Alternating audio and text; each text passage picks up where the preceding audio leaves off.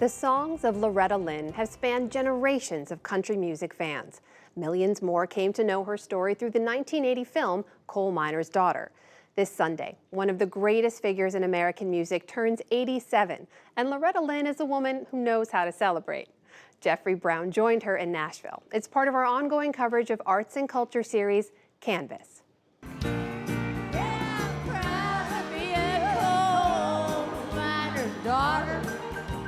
It was a birthday bash unlike any other, as the matriarch of country music was feted for a career that's already spanned 6 decades. Loretta, happy birthday. Happy birthday, Miss Loretta.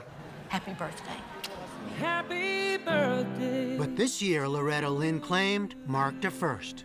This is my first birthday party I ever had. Oh, really? And when I was a little girl, Mom would say, well, today you're 5 years old. Next time, today you're 6. And I never had a birthday. Yeah. Yeah. Well, now you deserve it, I guess. Well, I'm loving it. You've come to tell me something. You say I ought to know. Too many times married men think they're still single.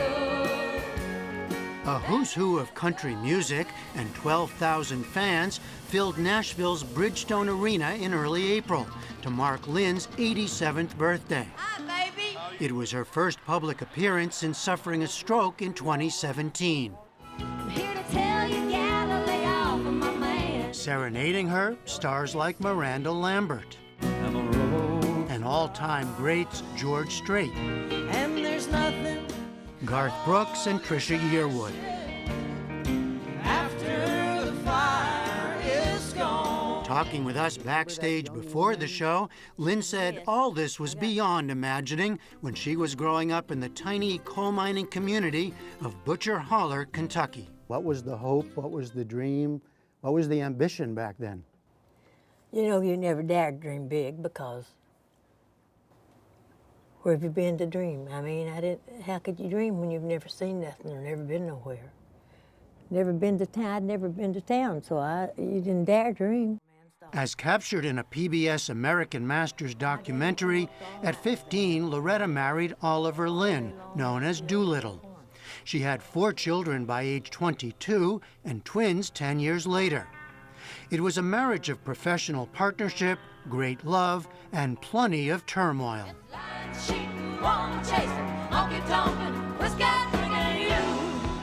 And she put it all in her songs.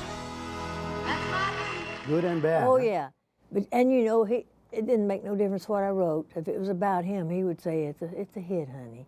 I sang him the song that I cut on Sony last year. I sung it, that was the last song I sung him when he died. And he said, honey, it's a hit. What do you think he would be saying tonight? He'd be so proud of me. Oh yeah, he'd be the first. He'd be partying. Man, he'd be down here raising all kinds of heck. But now I'm a honky-tonk girl. Her first hit, I'm a Honky Tonk Girl, came in 1960 and set her on a trailblazing path. First woman in country music to write a #1 hit song, You Ain't Woman Enough to Take My Man. Loretta Lynn. First to be named Country Music Association Entertainer of the Year, and to have more than 50 top 10 country hits. What's the key to writing a good song? What does it have to have? It's got to have the person.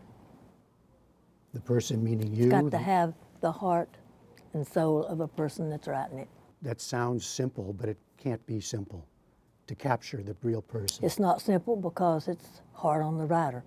I used to lock myself up to, shut myself in a room before I would get through with a song. I wouldn't come out till I got it wrote. And when did you know that you had it, that it was done? Well, I would know when I had it done. If you don't know when you have it done, you shouldn't be writing. Yeah. Oh, but I don't think you can. She was a strong voice for women in a conservative industry. A powerhouse in a business run by men, making herself a multi-millionaire. You know, we all know you as a great artist, but I understand you've always been a great businesswoman as well. Was that Pretty good. You took care of things and Yes, yeah? I did. Because you had to? Did you have to Yeah. learn how to do that? Did you If you're hungry, yeah. You learn how to make a living if you're hungry. I've lost everything in this world. And It was an inspiration to women who followed, like Martina McBride. She was really one of the first, if not the first woman that sang about stuff other than just being somebody's love interest, you know. She sang about her as a woman and the things that she was going through and the things that she was facing and living with a man in not perfect relationship and you know, songs like The Pill and just really groundbreaking stuff. And it reached to the other side of the world, where a young Keith Urban played Lynn's songs in cover bands while growing up in Australia. You know, she's talking about home, and she's talking about dreams, and she's talking about heartbreak, and she's talking about desire and love and destruction and all of it. It's global. But Urban had a slightly more direct reason for being here tonight. Hey, Keith, this is Loretta, and I'm having a birthday, and I want to see your butt there. So, you know, you just So have to... you get that call and you're in, right? You got no choice. Hey, Louisiana woman. Mississippi man. On stage, there were duets made famous by Lynn and Conway Twitty, I got mini skirts, I got hot pants. and a version of her controversial 1975 song, The Pill, about birth control.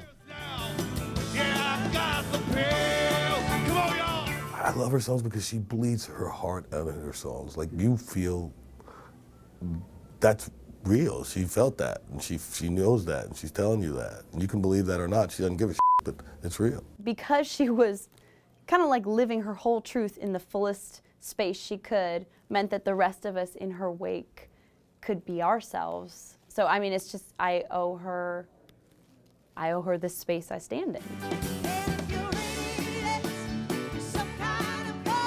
Lynn herself told us she's not done.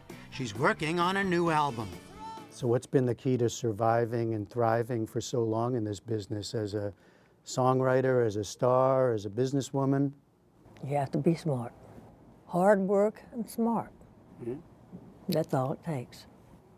If you got a little talent, you can go a long way if you're smart and put the work in it. One of the best songs ever written. The night's grand finale, Coal Miner's Daughter, of course, with the star of stars joining in. Oh, miner's daughter. At first, she seemed to have forgotten her own words. But a few lines in, she was ready. Up and raise their kids on a miner's pay. Mommy scrubbed our clothes on a washboard every day. And she sang through to the end.